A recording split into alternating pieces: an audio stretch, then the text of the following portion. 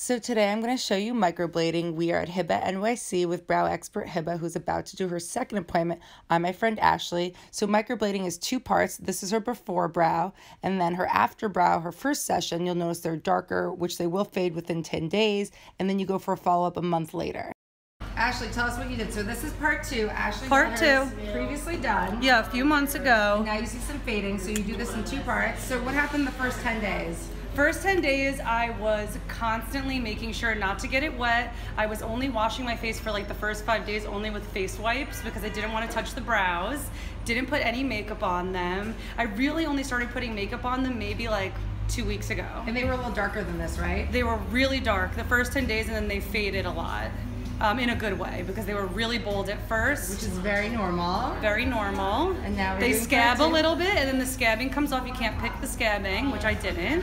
Good for you. Excellent patient. I tried to be a good patient. This is Hibba. She is going to take her through round two. Hi.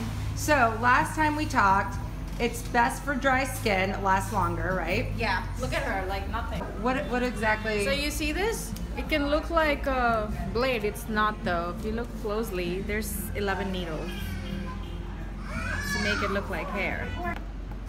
Mixing the color. Yeah. How long is this gonna last for? This should be it for a year. A year. Oh. And then given look how well her strokes stayed, and this is a lot of it just on skin. Those are always a challenge. Look, even the front strokes stay. You think it's because she's dry skin? Probably, but she also followed aftercare instructions really well. Yay, Ashley! A+ student. Oh my gosh. Okay, here we go.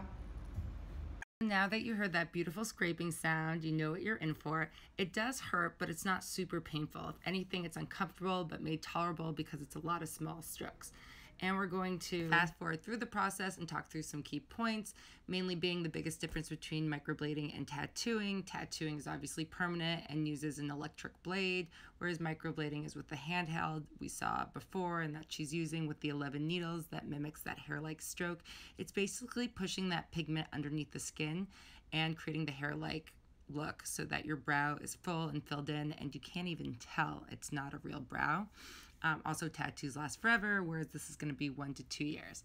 No blood thinners before you come in. Same rule as a tattoo. No aspirin, Tylenol. Don't drink the day before. You really don't want your blood to be thin. Bleeding is normal, but you don't want it to be any more intense than it has to be because that will actually affect the aftercare.